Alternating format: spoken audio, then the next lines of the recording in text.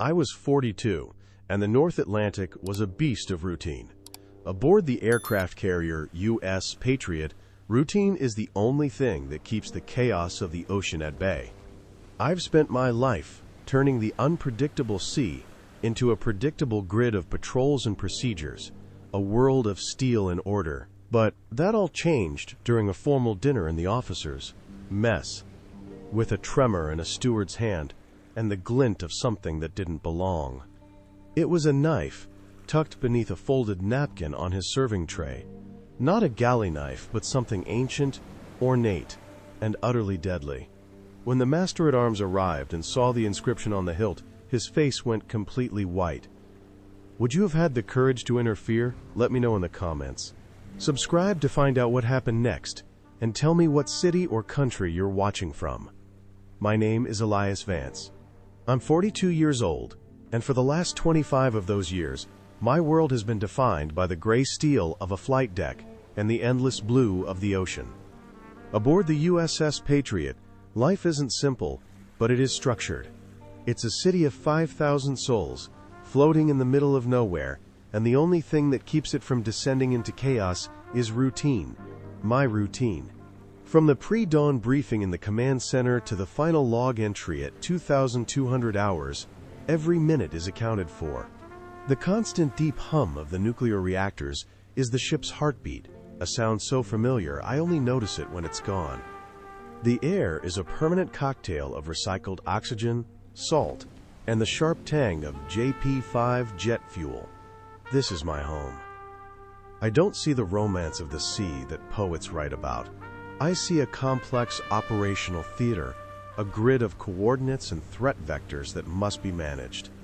I am a manager of chaos, and I am very good at my job. That particular day in the North Atlantic had been no different from the 1,000 that came before it. The sky was a flat, unforgiving gray, the sea churning with a predictable swell. We ran flight drills, maintenance checks, communications tests. Everything was nominal. Everything was in its place. The evening's formal dinner for the visiting admiral, Marcus Thorne, was just another box to check on the schedule. It was a pageant of protocol. Starched white uniforms, polished silverware, and the carefully managed drone of polite, strategic conversation. I was seated at a table with the captain, Robert Davies, and a few other senior officers. My role, as always, was to observe, to watch the machinery of the ship, even its social gears, and ensure they turned smoothly. I was halfway through a bland piece of chicken when I first noticed it. A flicker of discord in the symphony of order. It was a young steward, Seaman Peterson. I knew him, or at least, I knew his face.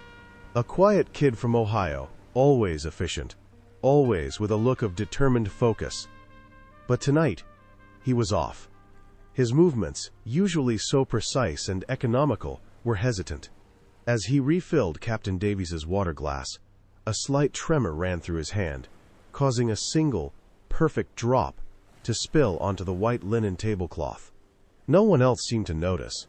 The captain was laughing at a story from the admiral. But I saw it. It was a flaw in the pattern, a loose thread in the tapestry. I kept my eyes on him. He moved through the mess hall, his posture rigid, his gaze fixed on the floor. He seemed to be actively avoiding eye contact, with the head table, with me, with the admiral. My mind started cycling through possibilities. Was he ill? Had he received bad news from home? Was he simply intimidated by the brass? These were logical, mundane explanations. But my gut, an instrument honed by decades of watching men in high-pressure situations, was sending a different signal. This wasn't nerves. This was fear. A deep, consuming fear that made his face pale and his hands slick with sweat. I could almost smell it from across the room, a faint, acrid scent cutting through the aroma of roasted vegetables and coffee. On his next pass, he was carrying a fresh tray of bread rolls, covered by a folded napkin. He was meant to bring it to the admiral's table.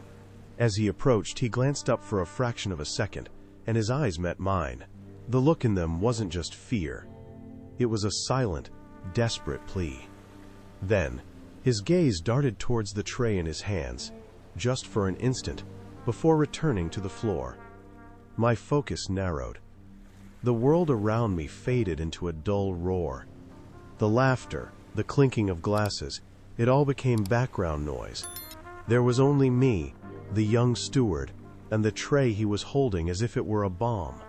I pushed my chair back quietly, the legs scraping softly against the polished deck. I intercepted him just as he was about to reach the Admiral. I didn't raise my voice. I didn't want to draw attention. I simply placed a hand on his arm.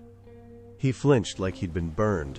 The tray wobbled precariously. "Steady, Seaman," I said, my voice low and calm, a stark contrast to the alarm bells screaming in my head.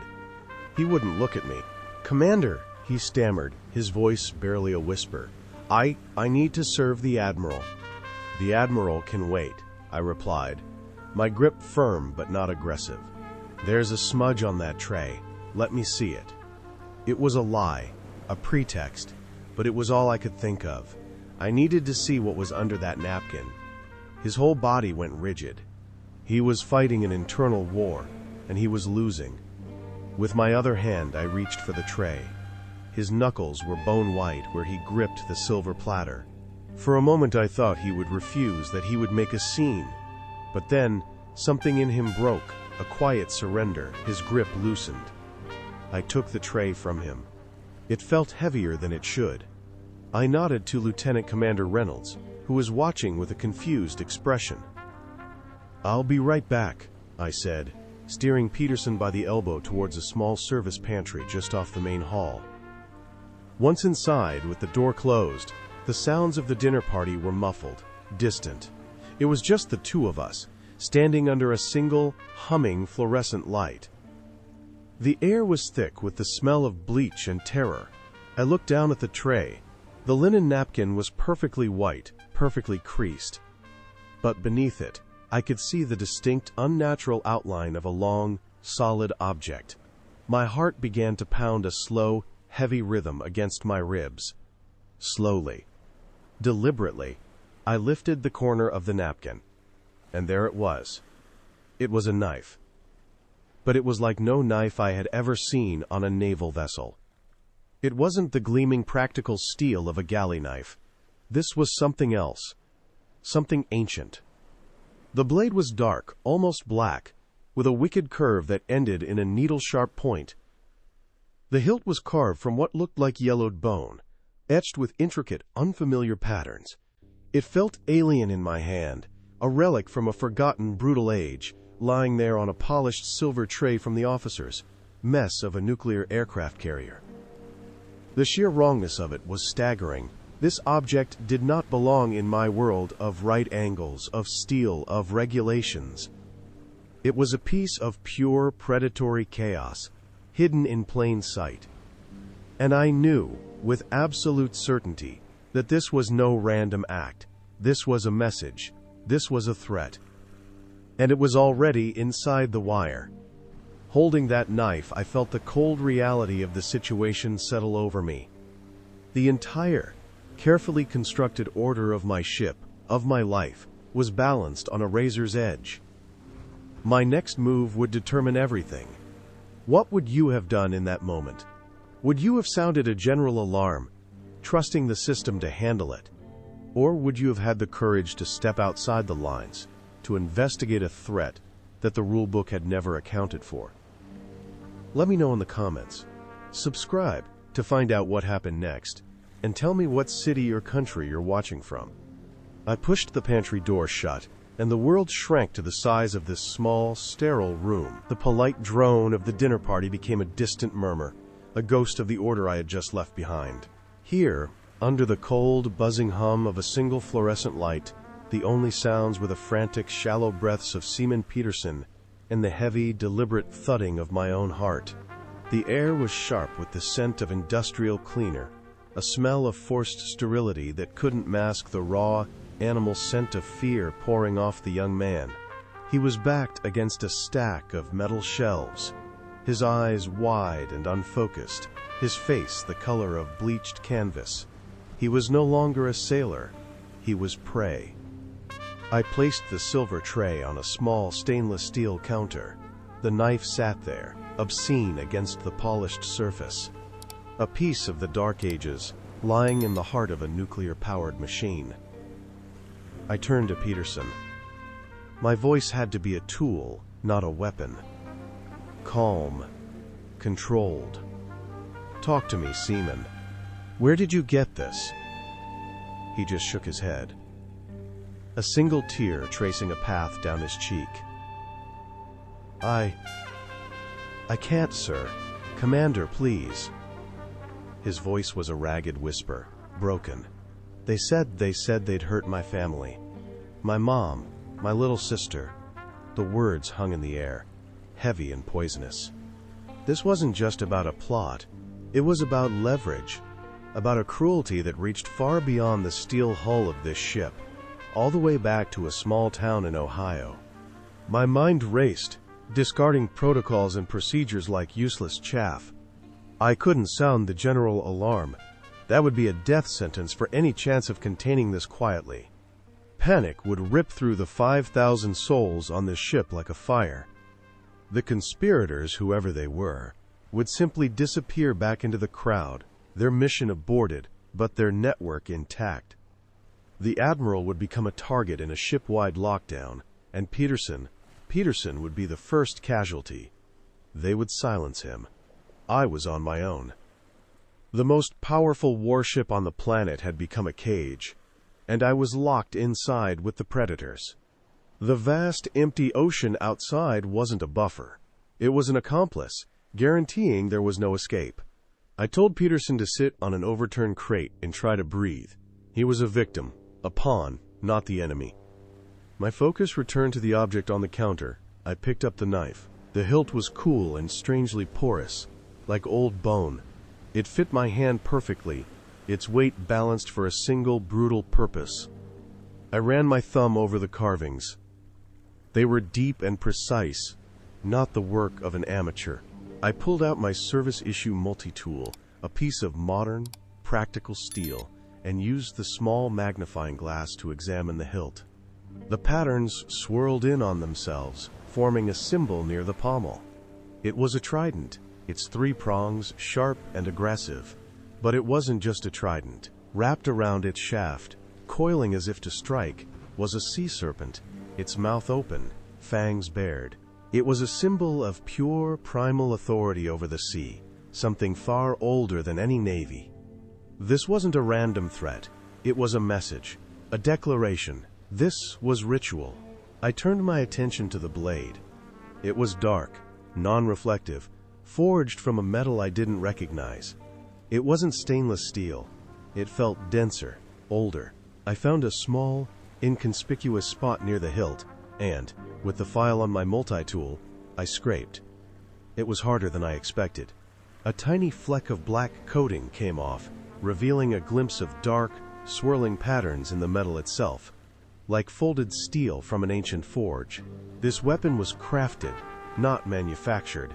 It was an artifact, and it was meant for one thing: a ceremonial execution, a sacrifice. The thought sent a chill through me that had nothing to do with the recycled air. Peterson's story was fragmented, terrified. He never saw a face clearly, just a voice in a darkened corridor, a promise of pain for his family. He was given the tray, the knife already hidden, and one simple instruction.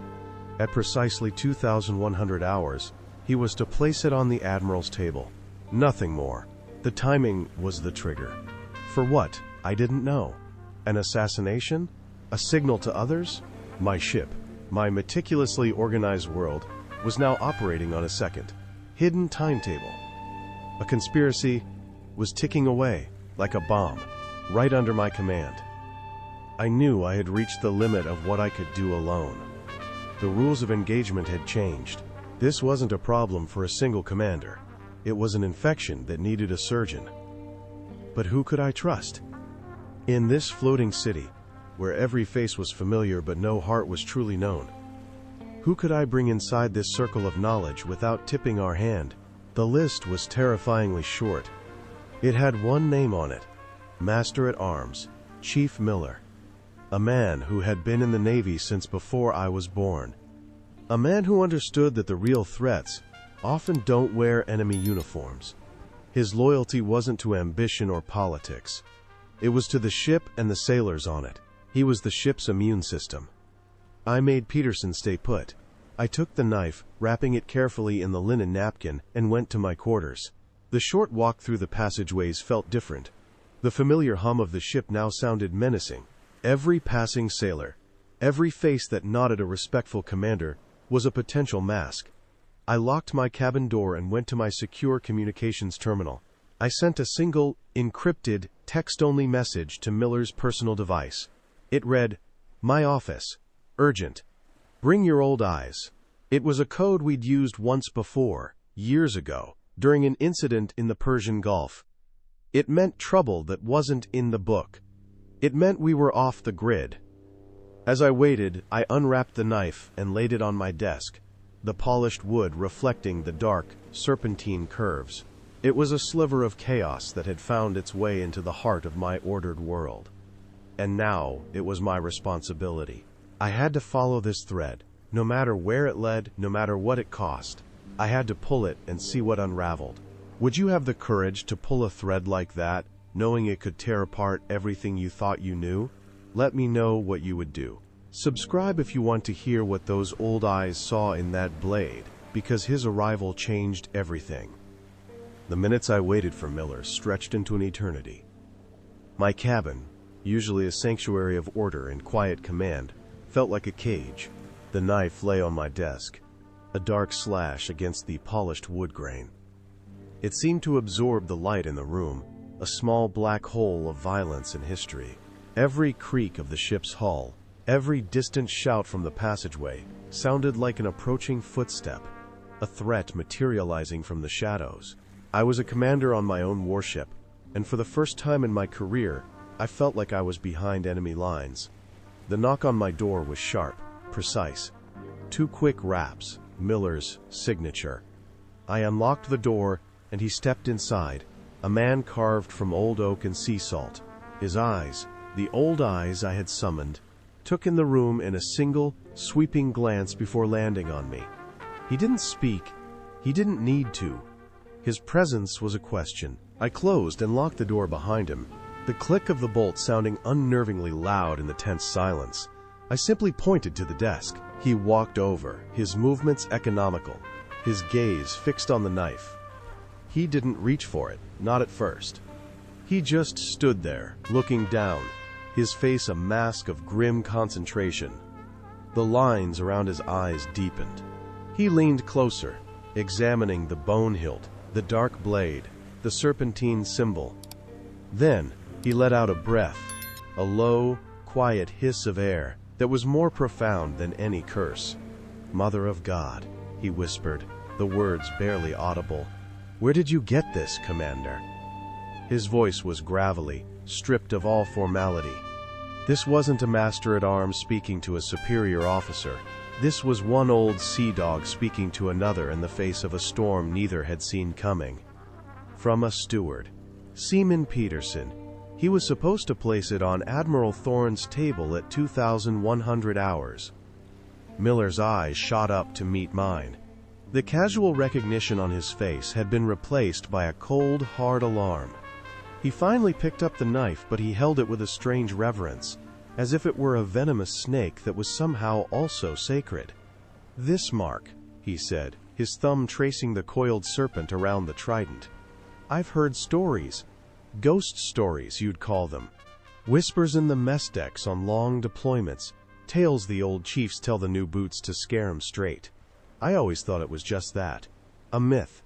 He looked at me, and I saw a flicker of something I'd never seen in him before. Genuine fear. "This is the mark of the Silent Trident." The name meant nothing to me.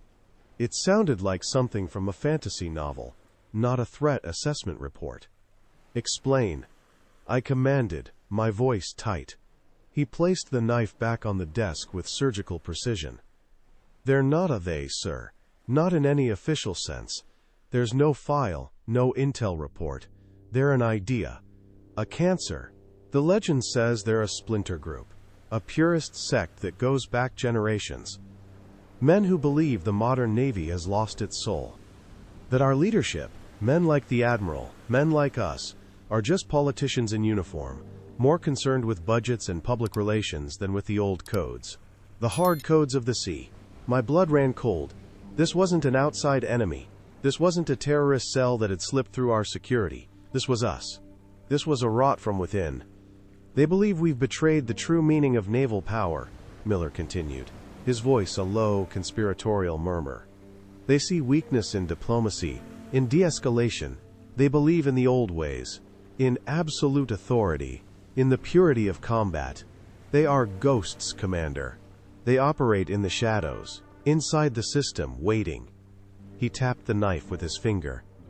And this is their scripture. It isn't just a weapon, it's a declaration.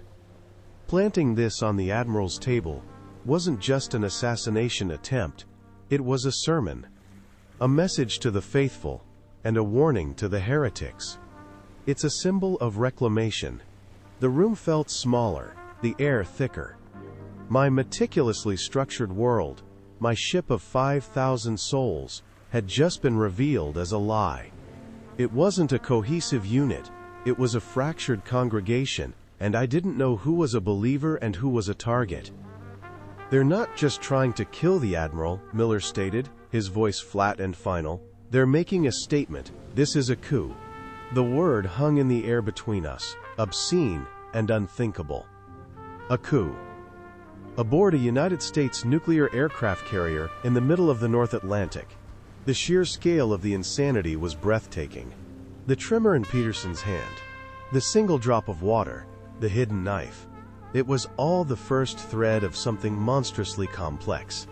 Now, with Miller's revelation, I was holding the end of that thread, and I could feel it vibrating with the weight of an entire conspiracy, a hidden network of zealots woven into the very fabric of my crew. Who were they? How many? How high up the chain of command did this poison reach? Every sailor I had nodded to in the passageway, every officer I had shared a meal with, was now a question mark. The USS Patriot was no longer my fortress. It was a hunting ground, and I didn't know who was the hunter and who was the prey.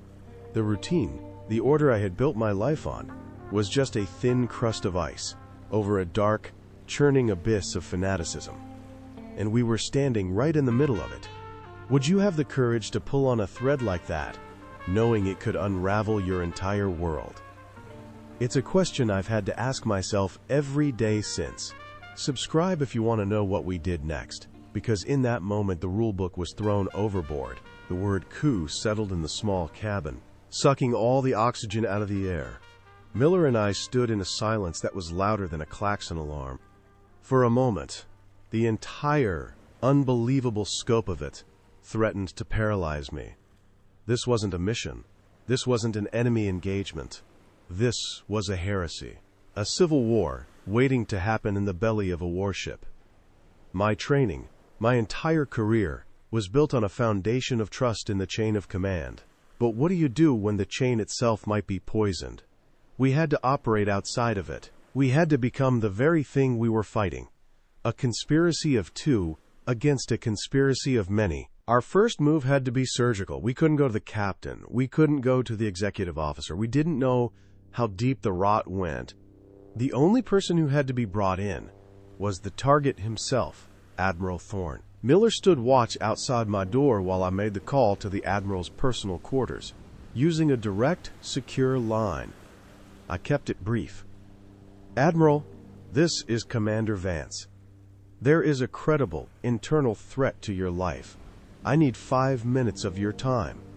Alone. There was a pause.